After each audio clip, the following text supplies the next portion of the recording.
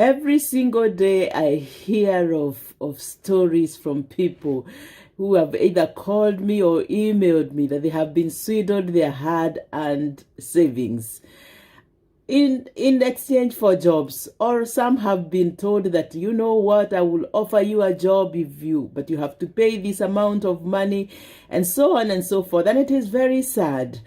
And I have tried to help where I can with a number of videos to show you how to look for jobs for yourself. But I want you to be a bit more vigilant. Don't trust everyone who comes in the name of offering you a job or offering you an opportunity, whether here or in another country.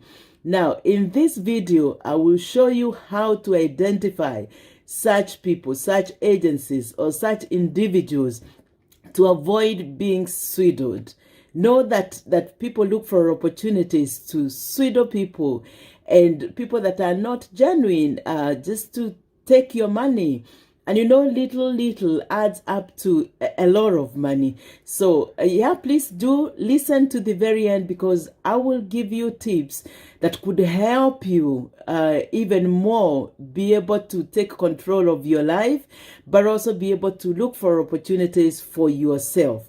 Now, people, you will spot them from very far if you follow my advice. And advice number one is they will look for them if they offer very unrealistic promises. They will show you how simple relocation process or getting a job process is. And I want to tell you that it is not easy. They will show you how the immigration process is. They will even show you that they will do everything for you. They will apply the jobs for you. They will do the interviews for you, that you don't need exams.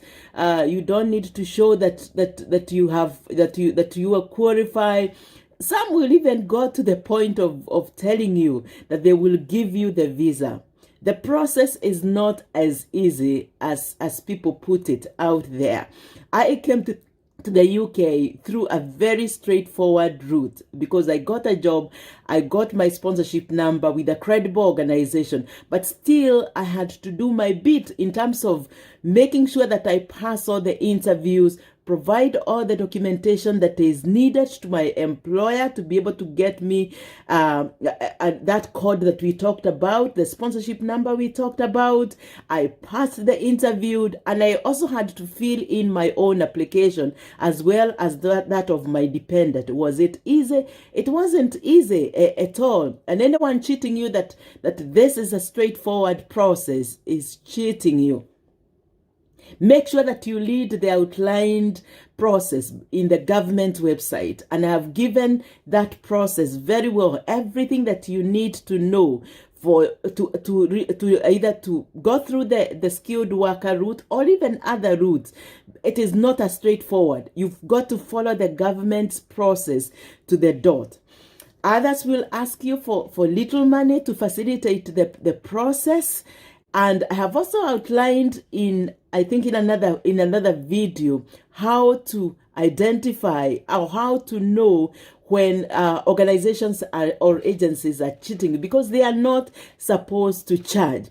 Imagine if you pay $50 and another person pay $50 and another one pay $50. In the end, if you're 10 of you, that's $500 in a day. For you to, and you will not recover this money. Some say that it is for registration and other things and to help you get the visa. Please be vigilant, or even others to pay the visas for you. The visa itself, especially, you are expected to pay.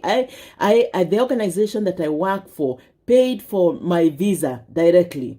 You do not have to pay anybody unless it is to understand a legal process, or you need help in filling in the application. That is something that is justified. But up until when you get a job, do not pay anybody. Others will even go to a point of telling you that, you pay these £5,000. When you come to the UK, you recover that money. My friend, there are bills to pay. And you can easily subject yourself to modern slavery by paying £5,000 and you will never recover it. Life is expensive here. You've got bills to pay. You have a house to pay. Transportation is expensive. You have gas is going up from next month, and transportation has gone up, especially if you have to work in London. And it is not easy to save up £10 that you're paid per hour to recover. Do not sell your land. Do not borrow money to pay hefty fees that are charged by some of these people. Their communication, when an agency or an organization has invited you for an interview or is communicating with you, they should not use either a Gmail, Hotmail, Yahoo, and so on and so forth. Organizations have professional or business or corporate email addresses. If I was to communicate with you as a maybe an employer or an agency, I will have an email that is a business email. I will not use my Yahoo. I will not use my Gmail at all. Anybody who is out there cheating you that they will hire you or they are a credible agency and they are using Yahoo, Gmail, please know that you got to check them. And others will even go to a point of getting a UK number +444 to call you.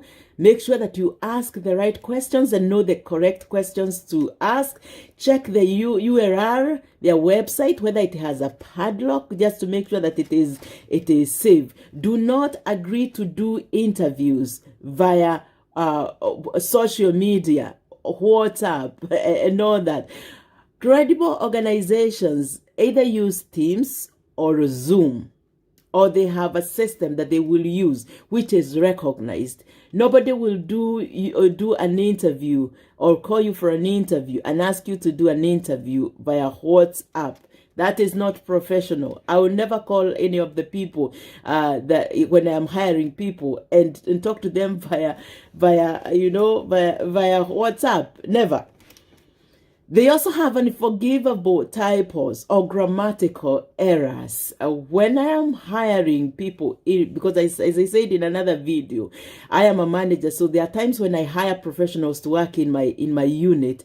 I have to make sure that either the job description, the JD, or the advert going out, or an email is checked. And we use Grammarly, for instance, to check if the grammar is correct. But some of these agencies or people, because they are people, will have grammatical errors, mistakes in their communication. That's a red flag. Their website, as we've said, just to make sure that they are credible. Ask the right questions. Ask about the company when they call you. Look at the job site. Look at the website. Look at the links that I have given to show whether the agency or the company which is hiring you is listed in the government website as some of those that have been given permission to recruit from outside of the UK or to recruit skilled workers. Check. Make sure you do your due diligence. We've provided, and other YouTubers have provided the list of, and I will provide it again in the description, a list of all the organizations or the agencies that have been approved by the government. Go round and round and not tell you what the jobs is all about. They will take you round and round and not be very clear what the job description is. Make sure that you have read the job description of the job that you are applying for, so that you have the details. Ensure that you check whether the company is registered in the government website. Verify if the company is registered. All companies in the UK are in Google. If you check them, if you Google them, they are registered. If you check the companies, you will see where they are registered. Check if the company is is registered. Verify the person that is calling you. Ask them which company. Ask them which company they come from, and check it. Check if it is registered here in the UK. Check their official records. Confirm for yourself before you give money. Make sure that it is legal. Make sure that you also check their social media handles. Check their Facebook page. Check their LinkedIn as well. Check their website as well. Make sure it has that padlock that I talked about. Check if it is also listed in the companies that are eligible to provide employers in the UK. I've also provided a link down here. How you check? Go to the government website that I have given in the description. Control, find, then check if they are listed there. If they are listed, then please go ahead and give them a call or go straight to their website. Check if the job that you've been offered is eligible. Check the occupational code, because every job has a code. It has 4 digits that is listed to every job that is listed in the government website that can hire people to as a skilled workers. Check on the government site to make sure that the code of the employer who is hiring you is also there. If it is not there, then know that it is not eligible. You can use tools such as ONS tool that I have given in another video to check, which is called, I think, the official national statistics, to also check if it is there. Yeah, that will also tell you that the pay is much higher than what is you can find in as a standard amount that is approved by the government. Now, how do you prepare? I've done a video on how to prepare and get your chances higher for getting a job. And one of them is to make sure that you have the right qualification. If you do not have the right qualification, do a certificate course. And there are many courses out there. And I have given some of them in one of the videos, and I will attach it up here, where you can do cheap courses to prepare yourself. If you're not in that sector, like if you're an assistant carer and you do not have the qualification, make sure that you do voluntary work, volunteer in organizations, volunteer in homes, volunteer in hospitals, so that you are able to gain your experience. When it comes to writing your CV, and you will see it in the link, this link that is up here, write a CV that will sell you and which will open the door for you to be invited for an interview. Do not just scribble a CV and a letter, a cover letter, thinking that you will be hired. You won't. You will not even be invited for an interview. Make sure that your letter is very well written in a professional way. If you do not know how to write, there are people out there who can help you write a good letter, and have given us demonstrated how to write a clear letter. Make sure that make sure that your letter is well written. There are so many people that are looking for jobs. This opportunity have been opened worldwide to millions of people, and you've got to get your letter. You've got to get yourself in the door. You've got to make sure that you sell yourself. Do not sell yourself short. Is it impossible to get yourself a job? No, it is not impossible. In the description, I have given a list of, I've given another video where I've listed companies where you can look for jobs, and you can do it yourself.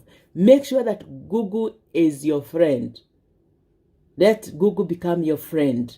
Do not trust people. Do not trust people so easily. So make sure that you do your due diligence. Make sure that you don't give people money to get you jobs. Make sure that you're checking the process and whether the process is outlined in the government website. Make sure that you check the communication channel that they are using. If they're not using a corporate or a business email address, that's a red flag. Make sure that you check you manage your expectations as well, so that you are also keen on the expectations that they are giving you. There are some others that will give you very unrealistic expectations, that you can do multiple jobs, that the process is so easy, you will earn a lot of money. Sorry, I live here in the UK, and so I know and I understand the process. So once again, I just wanted to do this short video and highlight some of the red flags that you need to be aware of. If you've not subscribed to our channel, make sure that you subscribe, make sure that you share this video, make sure that you're following us. Thank you.